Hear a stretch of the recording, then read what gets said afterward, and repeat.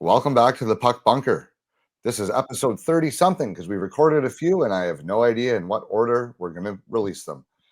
I'm Rocco Zappia, joined as always by my co-host, the man who once earned the nickname Papa Gringo, Darren Boyce. How you doing this morning? I'm doing okay. Ready to talk some draft lottery.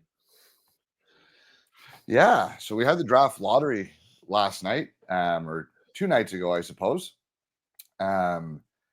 The New York Islanders jumped from number 10 overall to the first overall pick to completely shake things up.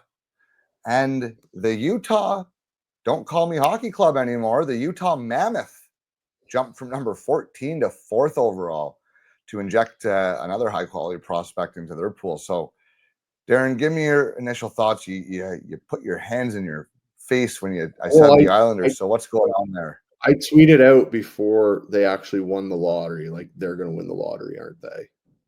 Like that's just what's going to happen. Actually, did you? The most unexciting team, and I said they're going to take Fondell, aren't they? Like that's what they're going to do. Why? Did you bet on that?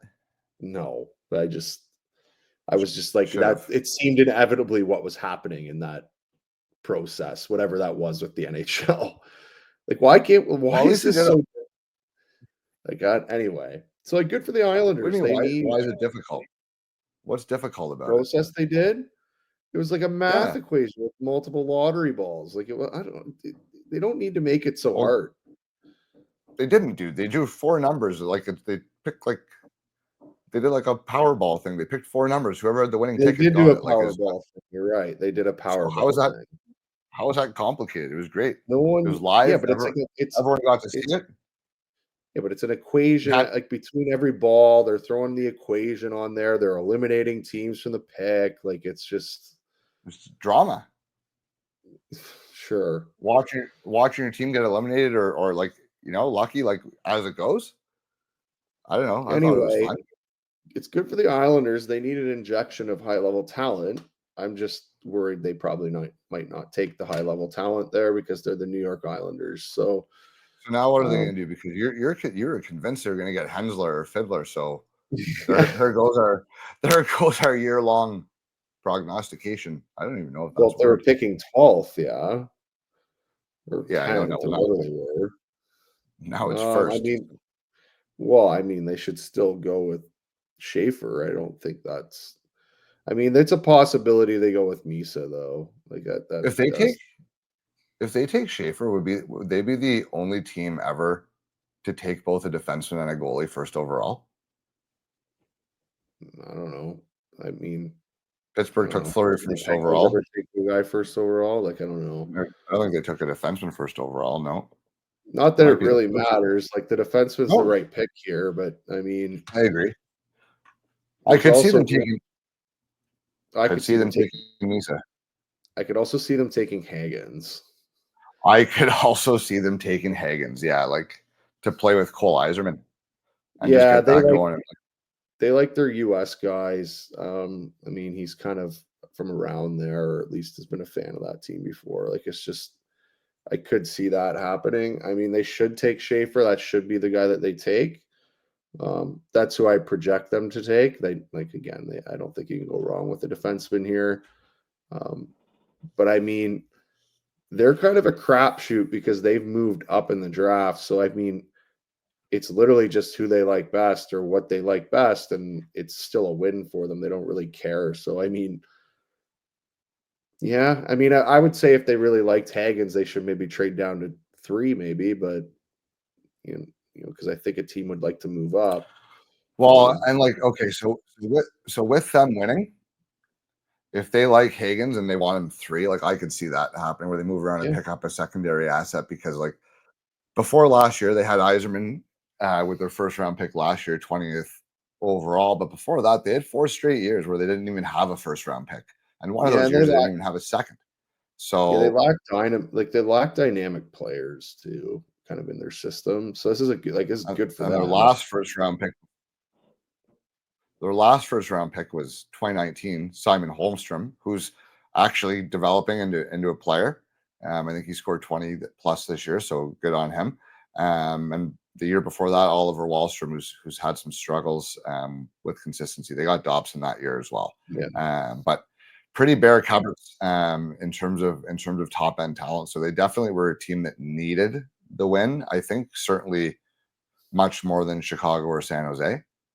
Well, there's rumors they're going to trade Dobson too. Like that's still floating about. So, I mean, well, you know what? If they're going to blow it up, his trade values might never be higher. Yeah, and maybe that can net them another pick here in the first round. With other assets.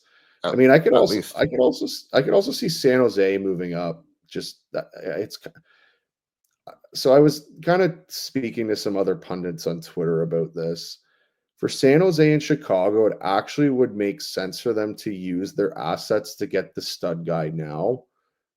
So if they have to overpay for a guy, it actually might be worth it to do it this year because they need, especially Chicago. Like Chicago I think they have some depth now in their prospect pool. They just don't really have the superstar guys. Like they have one of them. They need another one. And they drop to the 3 spot. So it's actually it's worth it for them, I think. Depending how you feel about Luxembourg. Yeah, but I mean, in general, like again, do you think he's the superstar Norris Trophy defense, or do you think he's like a good solid defense, good solid D guy? Like it's like they have some nice players. I was always more of the mindset that he had a very high floor, but not necessarily the highest ceiling. Yeah, so I mean, it might make sense for them to move up to 1 or 2 because in my opinion, there's two superstars in this draft, and the rest of the guys I kind of have some maybe flaws, or like they need something to happen for them to really some things to break their way for that to happen. I mean, if you can add a Misa or Schaefer to that Chicago team like that, I think that makes a big difference for their organization. San Jose, it wouldn't be so much Misa, it would be Schaefer. Schaefer kind of rounds out their entire rebuild. So again, it would make some sense for them to sell out to get that guy. So I could see both those teams making a move simply because these are the guys they need. Now Chicago's probably still going to look for the catch here, but I don't know that San Jose has any incentive to make a move here, honestly, because I don't see Will Smith as a centerman in the NHL. I see him more as a winger. So you've got Celebrini at your number 1 center spot. Imagine you get Celebrini and Misa down the middle for the next 15 years. Like that would be as good as anyone in the league in terms of a 1-2 punch. That would be as good as anybody. So why are they paying assets to move? Like they're the big, like they're good here because regardless of what they get, they're getting a player that could be worthy of being first overall, and the decision is going to be made for them. And either way, they're either getting the top forward in the draft, or they're getting the number 1 overall pick, the best player. Yeah. No, again, it would just be if they really like I think if they were able to draft Schaefer, I think it really rounds out that at least their left side of their D core really well. Because then because now it moves Dickinson into the second. Like again, he's on a second pair. That really projects better for him, in my opinion. And then they would just round out their right-hand D, which I think they can actually address later if they kept their picks. But I mean, nonetheless, like that would be what they do need, a right shot D. But I mean, I think it would really, because they have a lot of good forwards on their prospect. They do, but do they have another centerman that can carry the load, or is it just if they think Will Smith does, then they would do something like that. But as you said, you're not sure, but that would be their thinking. Played a lot of the year on the wing, didn't he? On Celebrini's line. Yeah, but I mean, again, that would just be their thought process, right? Like that might be what they're thinking. Yeah, I just don't think, like, depending on the price to move from 1 to 2, and honestly, if the Islanders are going to move out of it, it would have to be for Hagens, right? That'd be the only thing that would make sense that their fan base wouldn't hate, because they'd be like, okay, we got our guy and all this other shit too. So I think what makes most sense is Chicago making that play to number 1 and Islanders trading down to 3. They get Hagens, who might be the best point scorer in the draft class, maybe. was coming in the year the number one projected guy. He's a hometown-ish kid. I don't know, that could make some sense, but equally, you just won the lottery to go from 10 to number one. Maybe just sometimes don't look the gift horse in the mouth and just make the pick. Yeah, I guess just what I'm saying in this draft, I think there's actually some room for teams to move up. I said that before. Like, this is the type of draft, like, so you have, again, the teams that move up are the Islanders. So, I mean, they kind of like, they would probably be looking for, they need more assets. Let's just be honest here. So, I mean, if they really like, yeah. So, I mean, if they really like, again, if they like multiple guys here, which is possible in this draft. It's not, there's teams that we like two guys more than others, but I mean, there's possible teams like 4 or 5 guys.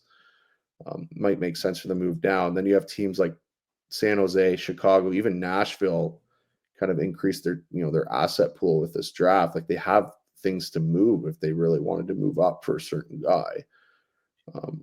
So, I mean, there is the ability for some of these teams to move up if they want to, and there might be willing trade partners here too. So now, how do you think? Let's talk about Utah. Good, that's big for them. Yeah. Well, actually, let's stop there. If Chicago keeps, let's do one. Let's go one spot here first. So we say it goes Schaefer and Misa 1-2. So you have Chicago third here. Who do they take? Okay, that's so where Chicago doesn't move. That's where the big decision starts here, is with them. Okay, so if Chicago doesn't move out of their pick at 3, I could see them taking Martone. So I don't think they lose in this situation, because I think it's they whatever. Should take NYA. I think they should take NYA. I think that Martone would be a good secondary pick, and I think there will be a lot of pressure on them to take Hagens, who would not be a good fit because he's a lot of what they have already. So I'd add Fondell to this decision too, for them. I think that's actually been kind of rumored about too, that they might be looking at him. I think they should take Desnoyers too, but I mean, as an organization, this is a pick where you kind of get to see what their organizational, what they really care about. Yeah, but I do think that pick 3 is kind of where the draft starts. I think Misa and Schaefer have really separated themselves. So I think the draft starts at 3, and it'll be interesting. But like Chicago, like they've drafted a lot of small skill. Now last year they added a little size to their prospect pool with Levchinov and Boisvert and Van Acker. They've got those 2 centers have some, or Van Acker's a winger, but those 2 guys have some sandpaper to their game. So they did address that. But before that, Connor Bedard, not the biggest guy, plenty of skill. Oliver Moore, same thing. Frank Nazar, same thing, right? So they've got some high-end, smaller skill. And when I say small, I mean 6 foot or below 6 foot, really. So what's the fit here? To me, Desnoyers is a perfect fit. But there's going to be a lot of pressure on them to take the American, especially given how much hype he had coming in. So I wouldn't hate Hagens and Bedard could be fun to watch, but I don't know how intimidating that is against bigger elite teams. So I wouldn't want to have my 2 most skilled, like, again, they're going to be, they'd be small if they took Hagens. And that's the problem I'd have with that pick. I don't think they should be taking him there. And again, they're both, they're not like rugged small either, those guys, I wouldn't say. No. So there's no Brad Marchand in there. For sure. So that would, I don't think that would be smart for them to do that. I think Desnoyers is a good pick for them there. I think Martone, again, it's a different dynamic, but I think it would fit. Kind of something they would need, like a kind of a big, heavy, skilled winger, who doesn't do it consistently, but you can see it in flashes that the physicality exists anyway.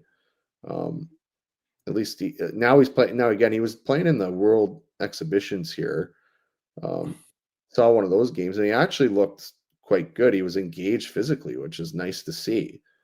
So if we can get that out of him, like that might play for them. Now he still needs to get his skating to be a bit better. So I mean, I understand that, but I think skating you can work on a little bit easier than some. Like you can't improve Hagen's size, like unless he gets a growth spurt at 20. So I think you can improve Martone's skating at least a step where it's okay. So that makes it.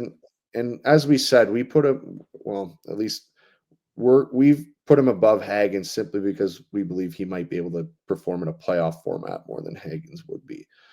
Now, I would take Desnoyers over them both because, again, he's a 6'2" physical center who's only going to get stronger and more physical. Like that's really all. And he's already a winning type player. They need that. They don't have many players who I would call winning type players that play both ends of the ice and do a lot of the dirty things to win games. And I think that might help a guy like Connor Bedard, especially if he ends up playing the wing and not center, having a centerman like him. I think that would make him just that much of a better player because you have some guy who's responsible all around the ice and he can just focus on offense. I just don't know. I just don't know that they pass on the offensive pop of Martone or Hagens. Maybe not, but I mean, again, because those guys should score more points. I'm not saying they're going to be more valuable as players, but they should score more points than Desnoyers. They should, but are they going to win more games? Well, that's I don't know. I don't believe so. That's why I have Desnoyers ranked 3rd overall. But here's saying it may be hard to pass on what's viewed as elite offensive talent, right? Because Desnoyers is not viewed as elite offensive talent. He's viewed as very good offensively with an elite complete game, which is what wins ultimately. But he's not. It is hard for teams to pass on that elite offensive talent at the top of the draft because it's the only place you can get it, unless you're a guy project that needs some work in other areas. But you know what I mean. This goes into what I was saying. It might actually be worth it for them to use the draft stock that they have accumulated to make a trade up, and it might be perceived as an overpay doing it, but it might be worth it for them to do it. So who are they taking 1st overall? I think they should take Misa. Like I think Misa's the guy that maybe fits them a little bit better. But either of those guys would really Schaefer would improve their team as well. But I think that would be. So what's the cost? Well, that's the thing. Don't they have 3 firsts? Chicago does? Yeah. I'll look at it. They definitely have 2. Yeah, they have 2, and so they have 1st and 2 seconds. Yeah. So they got the Leafs first, which is not going to be a high pick. Right now, it'd be picking 3 and 29. Yeah. And then they'd have like 34 or something. So does 3, 29, and 34 get it done? Well, does it move them up one spot? Like, I don't know. That's what I'm saying. I don't think San Jose makes that trade. They don't need to. San Jose is either picking 1 or 2. They're not going to move down. I'm convinced of that because they're getting the best player at the position, either the best forward or the best defenseman. And I think based on their prospect pool, they're pretty fucking happy with either guy. So I don't see them making a move because it's going to be too cost prohibitive, and I certainly don't see them moving down because their fan base would have a shit fit. No, it would be the Islanders. It would be the Islanders. It would be the Islanders moving down. It would be the Islanders and Chicago. No, but I don't see San Jose even trading up to 1. I see them just staying pat and making a pick. They're going to take whatever guy they want. But I can see Chicago and New York really being great candidates to be trade partners because the Islanders have absolutely zero depth in their prospect pool, and Chicago's got a boatload of it. And there's, in terms of offensive talent, they could still conceivably get the best offensive player at number 3. So it might make sense. Prospects too, right? Like Chicago has some nice prospects that they might be interested in as well. Plus those picks. So I mean, and it's 2 spots. So I mean, they might, if they like Hagens 3rd, like that might be, the play that they make, that they can net some other assets and still get the guy they want. So it's a possibility. I don't know if I don't know if it'll happen. It seems to rarely happen these days, but I mean, it's just there is a possibility there now. This would be a good year for it. Yeah. Now, so let's say, so get to Utah here. I mean, I think Martone would be a decent fit for them. Like, what about? I think they're taking whoever they're taking one of Martone or Hagens. I think. Yeah, like I don't know, like it. Again, like. So are we assuming Desnoyers is gone? Yeah, well, yeah, it will follow our own list. So say Chicago takes Desnoyers, I think. Well, how would you talk? Okay, we know the top. We know that Meesa and Schaefer will be gone. So Utah is looking at a group of 4 players, really, right? Martone, Hagens, Desnoyers, Fondell. I think at this point that's the top 6, unless someone really loves O'Brien's upside. But I think I think there's a top 6 that's kind of settled in a little bit. At least for me, there is. But I'm not a pro team. But I think those 6 will be.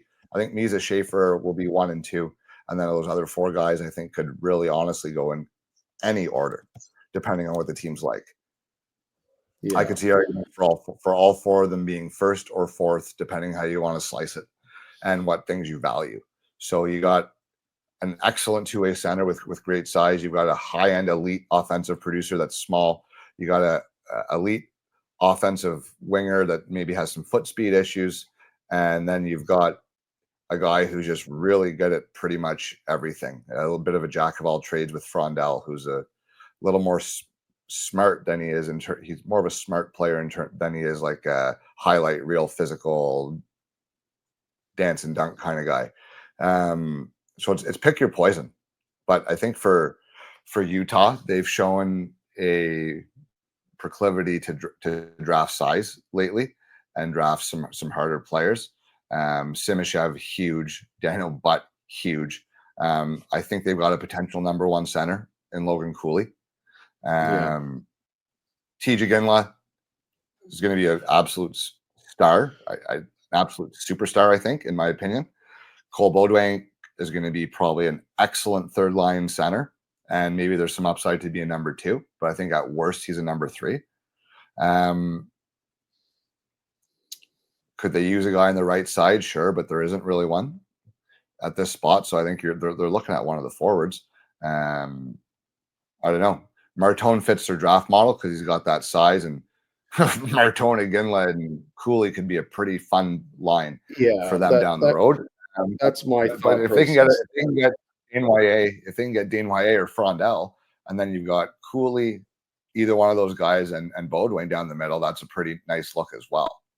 I don't think they lose in this situation either. Like, I mean, they're going to have options who's falls to them. I don't think Hagens is the guy that they would take here, even if he's available. Like, there's going to be one at Desnoyers. They've done pretty well with Yeah, it's a while ago though. You still, I mean, let's look at their roster here. Yeah, so I mean, their 2 top scorers are small guys right now, like 5'10" and 6 foot, really, right? Like Keller and Cooley. Like, is that really what you want to add? Is that really what you want to add? Is another small offensive guy? Like, does that like, is that the right secondary guy for them? Yeah, I don't know. I think they've got to be Martone. Probably would be a great fit for them. Yeah, like I think Desnoyers is fine. I think Frondell's fine.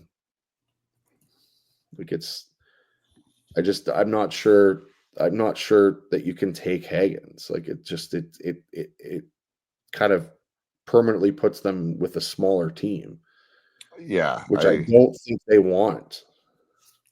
No, they've now, but the thing is, because they've drafted so big, they could take him and get away with it because they don't have a small team other than Keller. He's really the only guy up front, anyways. Well, I mean, Cooley's not, and who knows if he's around for the long term there, like by the time these guys are all in their prime and ready to be really good. Yeah, but I mean, like I think they've kind of aired on if they have the option, they'll go with the bigger body. Like, I think that's just it. To me, I think they're taking one of the bigger guys. I don't think they're taking Hagens. That's just so you think it's either Martone or Desnoyers or Fondell. He's not big. He's bigger though. He's bigger than Hagens, though. He's 6 foot.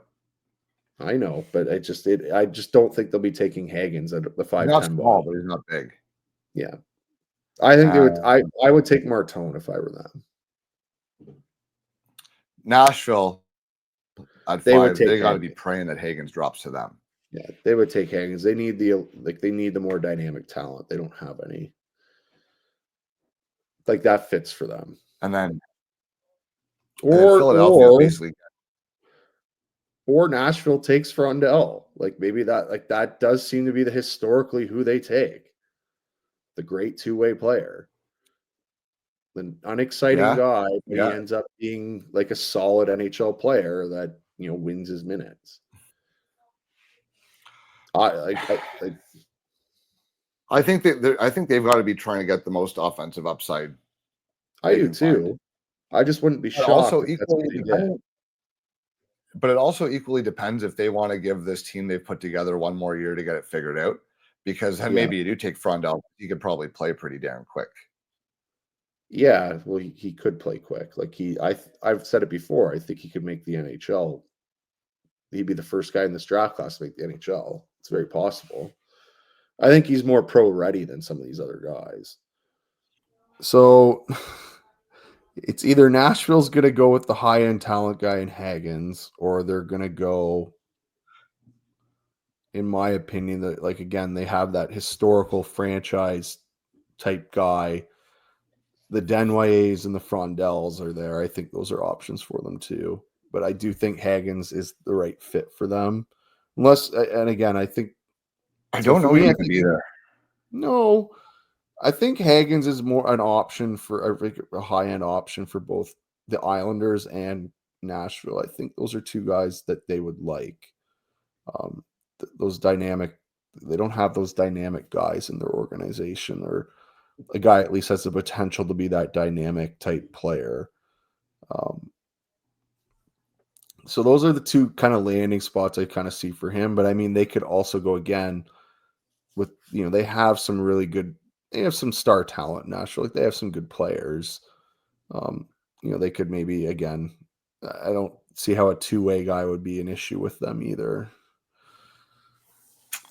And then for Philadelphia just kind of takes who's left. Their picks are they've kind of got the easiest pick in the draft. Unless they really love O'Brien, which I could see being a very Philadelphia Flyers type of guy, to be completely honest with you.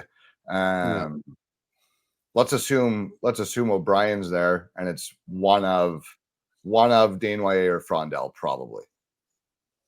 I mean, I would take Desnoyers. Desnoyers is a better player. Okay, so let's say it's Frondell and O'Brien. I'd probably take Frondell. I mean, it'd be hard not to. Yeah. I love O'Brien. Yeah, I mean, Frondell projects it's an easier pick because he projects he's going to play. He's probably going to be an effective player for a long time. It's just whether you project him to be. I think he can be a first-line guy in the NHL. He just won't be the play driver. He's more of a secondary guy. So they'll still have to draft their superstar guys.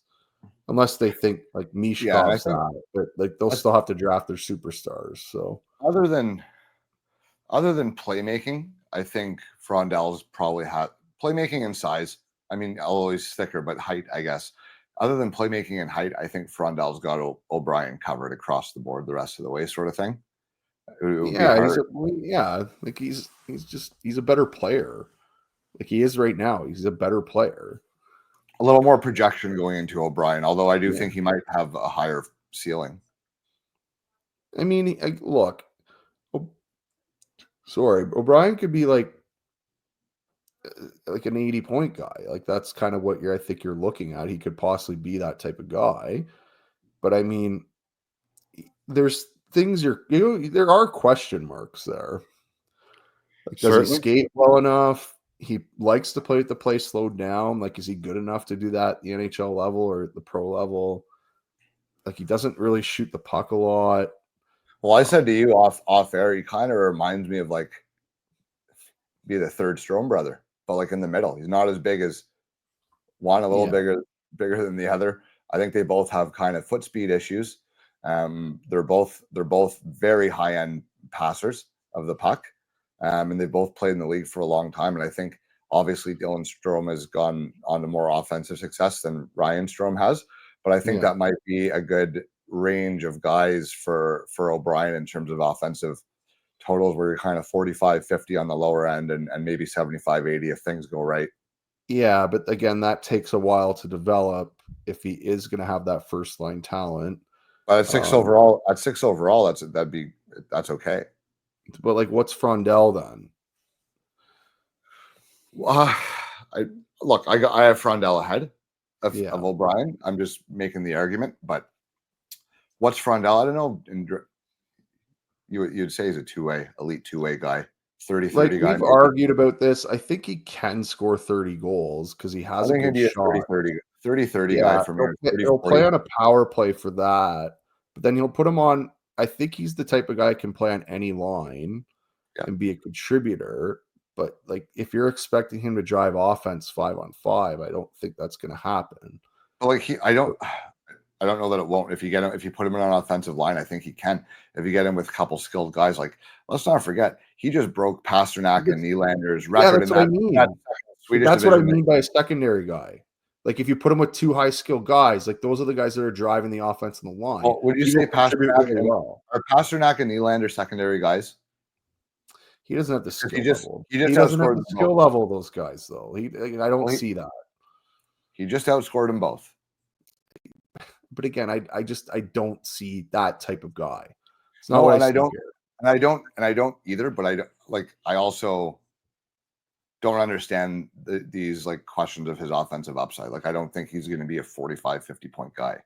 Well, I just said he could play in a first line. I just don't think he'll be the guy driving the offense of that line. That's what I said. That's still a good player. I just said he could be playing a first line. Yeah. I just feel like sometimes we give him the short stick in terms of talking about his offense. Well, look. Again, we were talking about the under 18s, which I'm rewatching his games. I mean, they got smoked 7-0 versus Canada, but I mean, he didn't look bad individually when you watch him. I find he always looks better when you're watching him isolated than when you're just watching the flow of the game. Yeah, he's kind of hides in the flow of the game, but you do see there though, like he it's hard to explain with him, but he'll try to create for himself, and he can't really. Like he almost can, but he just doesn't. Like he makes a nice move, and he kind of gets to a spot where he gets a good shot on net, but he could have got to a little bit better spot, and he didn't do it. Like it's that, and I'm not seeing like the elite passing or at least elite playmaking at that level as the main guy. You know, when he's playing good teams anyway at that level. Yeah. Now, part of that is his line mates are not as good as him. I mean, I think that's also part of, or not as good as the pro guys either. Like some guys will play, like he's a guy who will play better as a pro because he plays pro. Him and Eklund were pretty good on a line together. Another pro guy. Yeah. Like that's what I mean. Like it's so like the adaptability with him is fine. Like I think your baseline is I think the baseline with him is a 40-point guy. Like that's just where you're starting. He just has such a range of opinions. I find that like in the top of the draft, he's the guy like that you've seen anywhere from 3 to 6 or 3 to 7.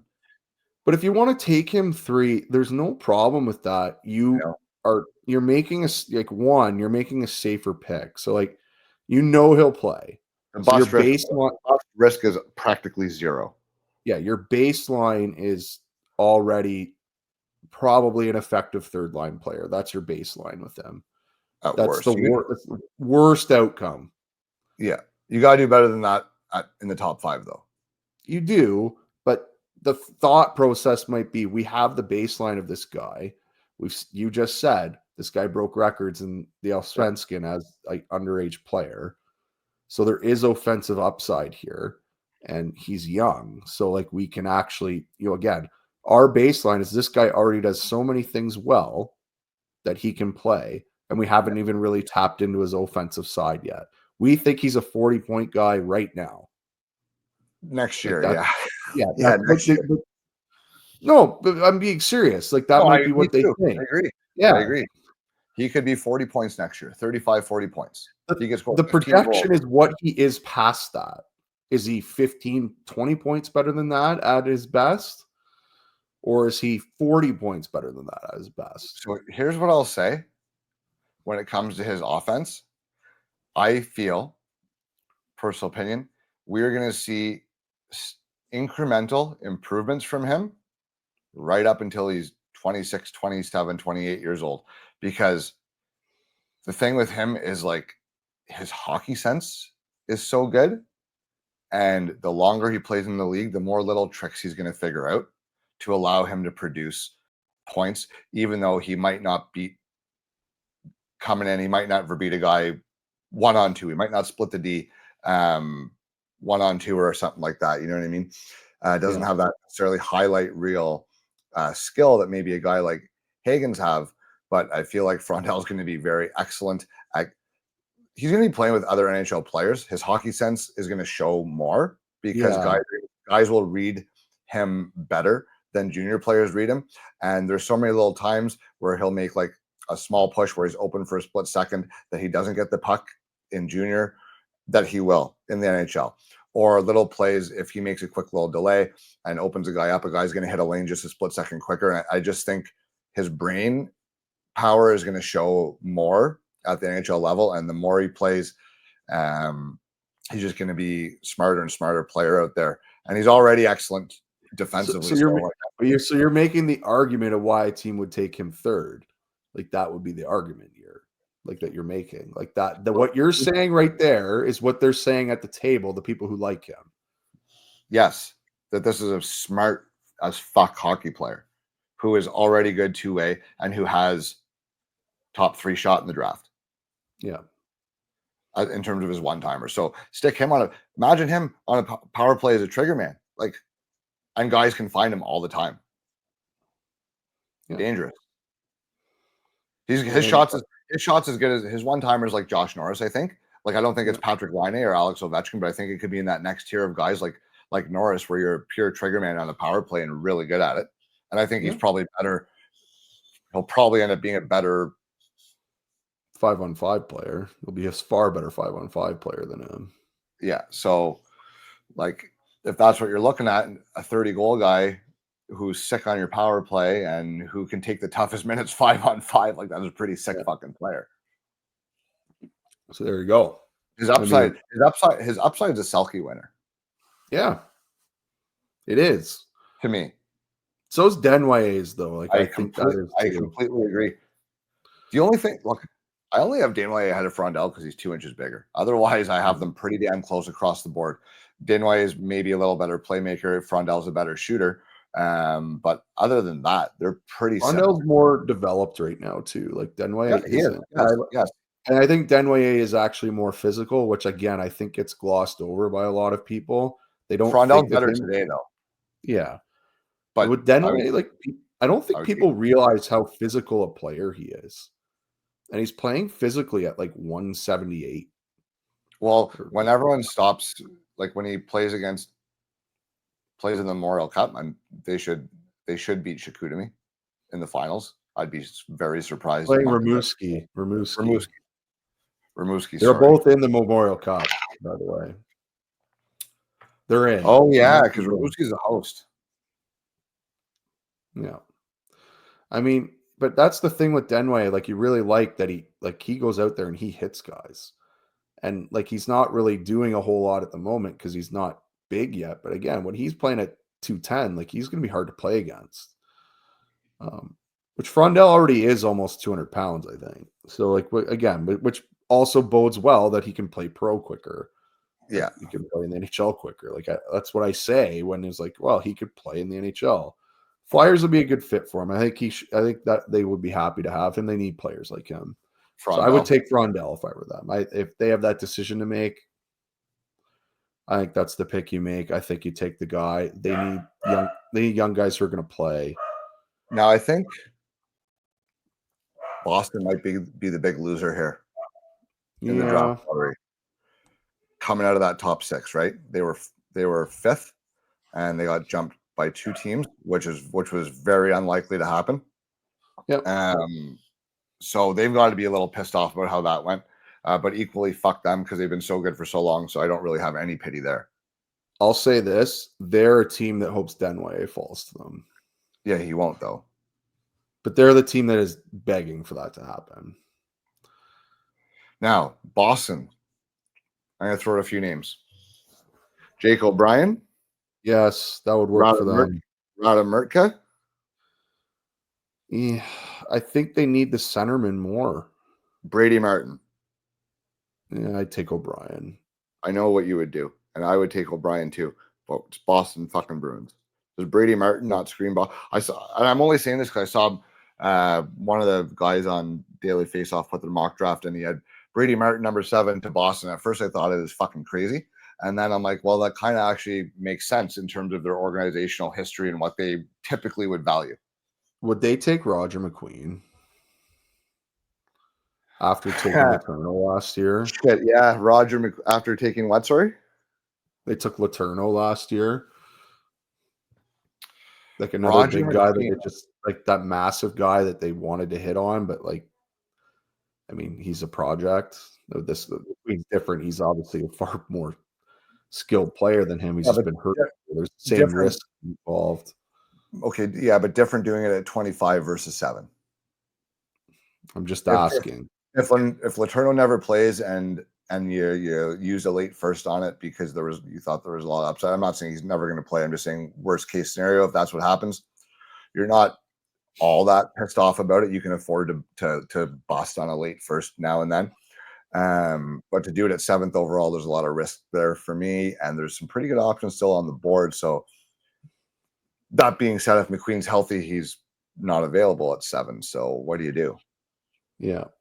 Like that's just a question. Like that does seem like a team that. No, you're right. You're right. It does. I could McQueen to Boston, eh? Wouldn't that be something? I would take O'Brien here, but I mean that is McQueen's definitely an option for them. I would take O'Brien too, but McQueen, Mertka, and Martin, 3M innovation. They all fit Boston's model, I think. Although they did pretty well with the last guy that they picked. That was a 2-way playmaking center. So yeah. So, I mean, it's just they'll have some options there. I mean, I think they need. To me, I think they need to I mean, they lost all their center depth. Like that's what they need to rebuild. I think that's what they need. So, yeah, that's what they want. So, who do we got 8th here? Seattle. Oh boy, Kraken. So, what did they need? What did they draft last year? Catton. Yeah, that's who they took last year. I could see them being a Jackson Smith team. Fall in love with the upside. Yeah. I could see Victor Eklund a lot there. Yeah. Well, they have Beniers, their center. Catton. Catton and Chalet. Shane Wright, Matty Beniers. They just traded for Kako.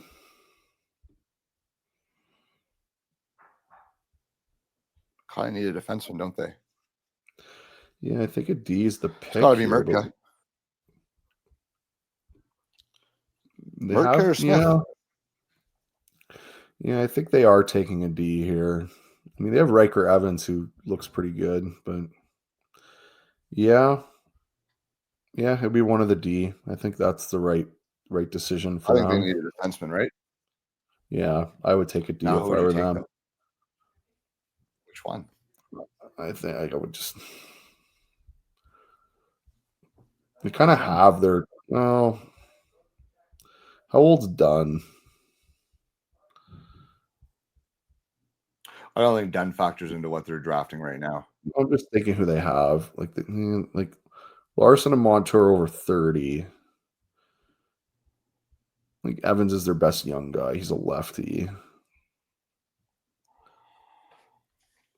Smith's puck game is way better than Mertka. Yeah. Wow. Can't believe I'm saying this. Aitchison? They might actually take Jackson Smith before Merca. Well, because it's a possibility for them. Well, because they have openings on both sides, really, so it doesn't matter as much. Yeah, they might.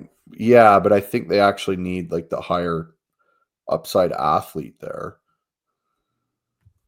Which is who in your opinion? Smith. Yeah, I think it's Smith. Like, I think he has just like, again, I think he's a really good skater. Like, he has like, there's more tools there.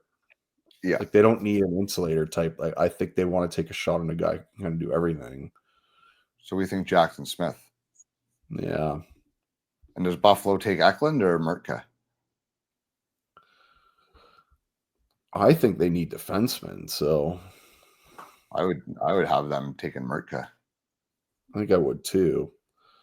But they have a lot of skill forwards, tons. Well, they don't need another, like, he'll just, I'm saying, whatever forward they take here, it's just exactly what they were. Like, it's all the same guy on the team. Yeah. Like, their D are, like, they have Darlene, Power, and Byram, then it really falls off. And is Byram a free agent, or is he a free agent coming up here soon? RFA, I think. Yeah. Like, after those three, they don't have much. So I think, yeah, they can take Merca. That would work. And then Anaheim, they like to draft big, but I think Eklund falls kind of into their lap here, unless they really like Martin as a maybe number 2 center. But I think with how big they are and how big they built their team, especially if they trade a bum Zegras, Eklund, they've got room for small guys, and because he plays fucking hard too, so he doesn't play like a small guy. So put him on a line with Carlson and Gauthier and like watch that pop off.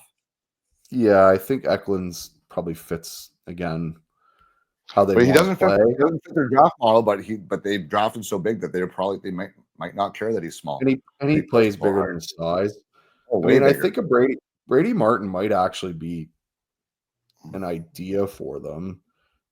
They could, again, I think Eklund's the pick for them, but I mean, they might have other ideas on a guy. Like, again, this is kind of a depth fit for them. They're not picking their superstar. It's like, what depth option do they kind of want on their team here? Yeah. Like, do they want to add to their decor? I think they actually have pretty good drafted defense. Yeah. Defensively anyway. They've got lots of everything, honestly. Yeah. So it's kind of what, like, you're, again, with this pick, you're kind of going to learn what type of guy they really want now. Well, to me, at 10th overall, unless someone jumps up from where we think there's been a bit of a separation, they're just going to take who's left. Yeah. There'll be 1 or 2 guys from the consensus group of players. A lot of people has 10. Some people have Martin or Aitchison to make it 11 or 12 in that top group. Anaheim's going to kind of take what's left. I could see Victor Eklund being a great pick for them here at 10. So another thing to suggest that you're just saying it's the guy who falls to them, that means they could also be a trade option. Anaheim traded last year. They've got flexibility. They traded in the first round last year for guys. Like, they could be doing that again. Like you got a team like Calgary has a couple. Well, yeah, a team like Calgary has a couple picks here later on in the first. Like, they could move up for a pick like that. Depending on who's available, maybe Montreal. Like maybe if O'Brien falls to 10, like maybe that's a Montreal makes that trade. Yeah, or maybe Anaheim just takes O'Brien if he falls to 10. Yeah, maybe he does. But I mean, it's something to think about. They'd have to have okay, so for Anaheim, they'd have to have a bigger group than 10. You know what I mean? If it was the last guy of a tier in their mind, there's a different cutoff for every team. If their tier is done at 10 and there's one guy left, or they have less guys than 10. Or that's what I'm saying. So depending if their top tier is still available or if it's cut off yet, or depending how big that second tier is, right? They may or may not be willing to make a move. You're either taking the guy that's left out of the guys that you really like, or you're moving down somewhere into the middle of the pack of your next group of guys that you like. Yeah. For value. But they're at a point that depending who you ask, it's either a cutoff or not. Yeah. And then there's always a possibility that someone above them takes a guy ahead of wherever they projected him to. So, and then we start getting into kind of the lower end lottery teams here. I mean, Pittsburgh kind of got screwed here. Pittsburgh got screwed. Yes, no kidding. Because now they only dropped one spot. Like, I mean, they only dropped one spot. They only dropped one spot, but they're kind of out, in our opinion, they're kind of out of that range now of the. There's like a tier drop here. Depends who you ask. Like Brady Martin could be right there for them. That could be a very Pittsburgh pick. Aitchison, I could see Keyshawn Aitchison. I mean, I would have seen Fiddler if we were doing that before earlier in the year. I think that's too high for him. I think that's too high. I don't know how much upside there really is there. Well, how much upside is there in Aitchison? Like, it's the same. Like, tons. There's high upside in Fiddler if there's high upside in him. And I don't mean to be this. I don't mean to be this guy, Rocco. Rocco, did you watch the last series that they played? Darren, he scored 25 goals. Go watch him against Oshawa and tell me how it went. Okay, so they lost. He had a great year. 26 goals, 88 PIMs. Like 6 more goals in the playoffs. There's no upside there. What are you talking about? You got one of the best shots. There's no upside with Fiddler. There is upside in insulating defensemen. Pittsburgh needs everything. So Aitchison's got way more offensive tools than Fiddler. He doesn't have the body type. So he might not be as good of a shutdown and defender. He's older. He still has way more offensive upside. I don't know what his offensive upside is at the next level. It's not terrible, but he's not going to be like a 60-point defenseman. No, I think his offensive upside could be like a 35-point defenseman. That's what I would say no. I think he could be like a 15-goal defenseman.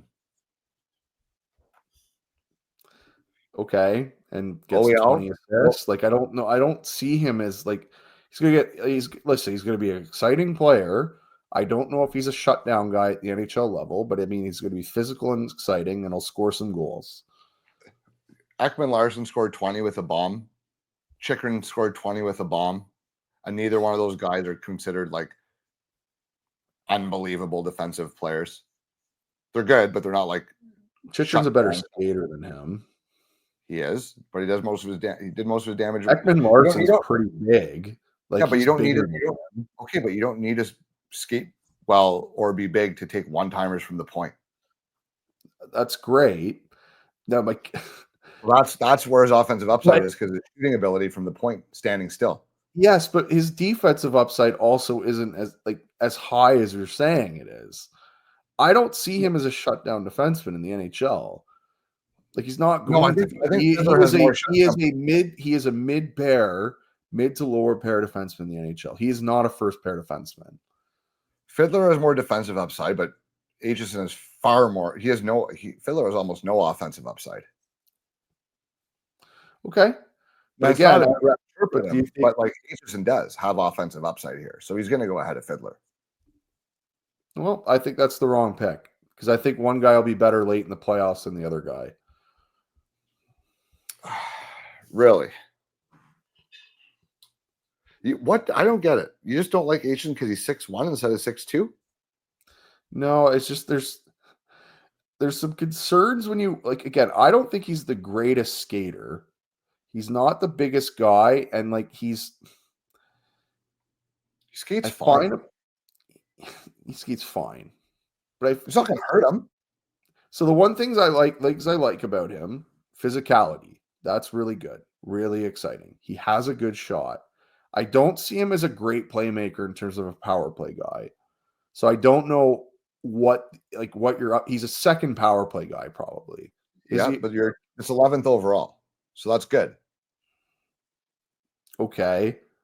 But what we have on the board, and I think there's like maybe some guys that can play on a first line, or there's a D that I think could be an insulator on a first pair.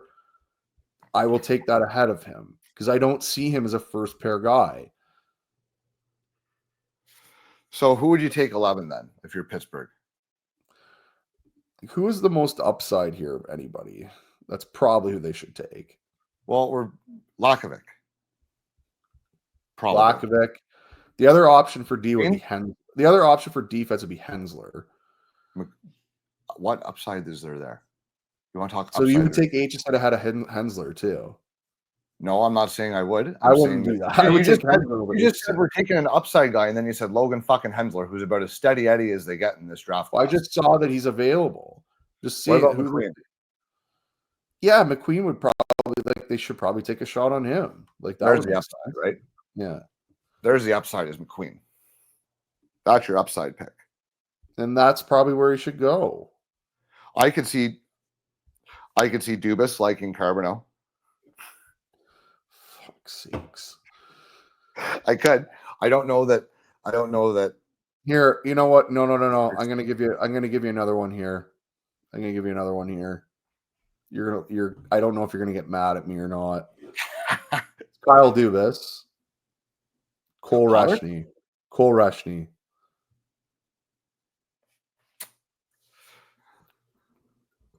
And you know what? Reshny's got enough hockey sense that I think they could get their scouts on board there. Dubas loves that type of player. No, Reshny's not soft enough for Dubas. Oh, don't just being honest. That's a player that he loves. I think Reshny is a player that everyone loves now. At 11, no? At 11, no? I think he shut everyone up, dude. Okay. I'm just putting it out there. That's the player type that they like, or he likes. Yeah. Don't necessarily disagree. Like, even I'm just thinking, like, the guys they would draft. Like, I don't know. Carter Bear? He's hurt. Like, I know what he is. Still good, though. Like, you're right. Like, Carbonell's an option here. Potter? I think they would take Reshny before Potter. Me too. He just likes, like, they love the offensive upside. I mean, Cam Reed might be an option for them too. I don't think so. Well, there's no more. Again, I'm going to say there's no more offensive defenseman in the draft, and again, it's the Kyle Dubas drafting. I'll tell you what: if you are right, they aren't going to draft a defensive defenseman there. If Cam Reed gets drafted ahead of Keyshawn Aitchison, I will be. I don't want to promise I'll do something stupid just in case it happens, but I'll be shocked. And that's not a chirp at Reed, but I think I'm not saying that they should. I have Aitchison ranked above him. It's more. I don't hate Reshny. Like I could see the Rangers like next pick taking. What about Brady Martin? Is Brady Martin a guy that he'll be able to play? He'll be able to play before Sid retires. But is that how Dubas drafts? Depends what you're trying to do. Are you trying to give Sid one more chance, or are you trading him to Colorado?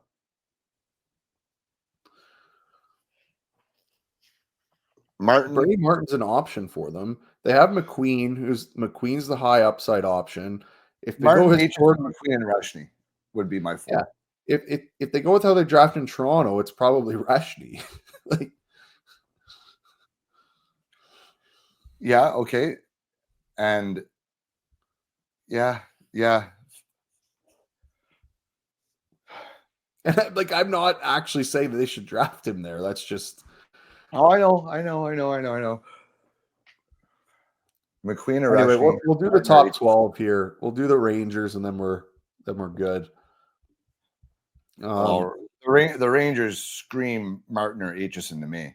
Yeah, they'll take one of those guys. I think that's easy. And I think honestly, if we even go to the Red Wings here, I think they would probably take the other one. But now I will say that the Red Wings should also aim for high upside here. I'm just not sure they will.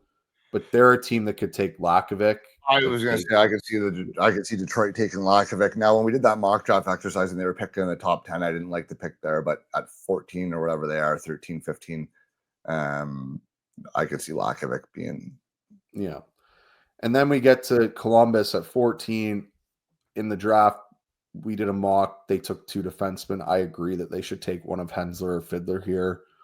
I mean, that just makes sense for them. They lost the right-hand D this year in trade. I can see them liking Cam Reed. But they've got Tate-Chuck already. But they have another pick. Yeah, but they also have another pick at 20. So like they could take their right-hand D at 14, and then they can just wait and see if any of these other guys fall. Well, one of the forwards will fall to 20. Yeah, they get one of their D at 14. They either take another D or they can maybe Carbonell. They want at 20. Yeah. 15 Vancouver. I have no idea what they want to do. Oh, they'll make trading everybody. Like, what's going on there? Vancouver will make. I don't know what they're going to do. There's no Swedes available to draft in this range. Boumediene, there's your Vancouver pick. No, we'll fall in love with his skating, and that'll be it. Now, I mean, if you're Montreal here, I mean, I'm still going to say this. Like, if they're picking back-to-back here, what do they need? Well, if they're picking back-to-back, they got to take Carbonell. Well, what do they take? Carbonell and Zonin?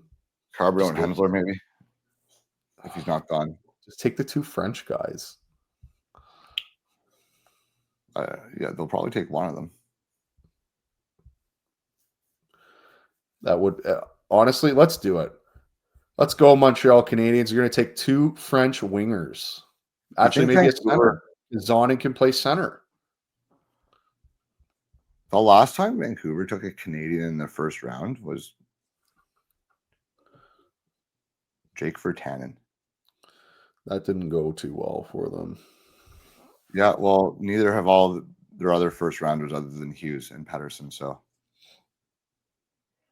well, I think Montreal, I'm going to say this before we go. I think Montreal is going to end up with 2 pretty good players here that can play for them. And they're not going to be their stars, but they're going to add a lot of depth to that roster. So whether it's a defenseman and a forward, 2 forwards, could be 2 defensemen, who knows?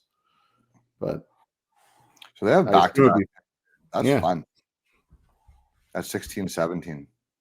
Yeah, like in a good spot. There'll be some good guys there that they should be interested in. They can add size too. They're going to have again, there might be some D with some size, D with some skating. I can see Lakovic there. Yeah. If he's not gone. Well, I think if there's both Zonin and again, I'm going to say that was Zonin. I think he should be picked around there. If Zonin's available, well, they're going to take Carbonell first, I think. You're going to take one of them. Brady Martin's available there. I think that's a good option for them. The center would be, again, I think they could really use a center. Also options for them to move up, as I said before, if there's that team around Potter. They have 2 small guys already. I think they want to get some bigger guys in there. Nesbitt? If we're doing Nesbitt, though, I think I'd rather Zonin.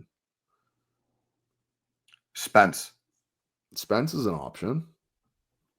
That's sure. Yeah, that's almost automatic. Maybe Spence and Carbonell would be a nice haul for them. Those are all options. Those are great options for them.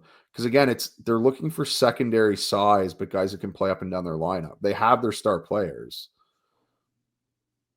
Like these are guys that want to fit into their lineup now, moving forward. So it's like, are these guys going to play?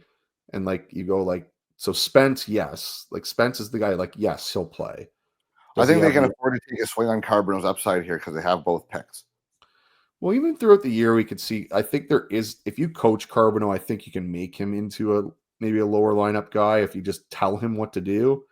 Because I think he's just trying too hard to do one thing right now, which is score. Yeah. So I think he can be coached. The tools are good.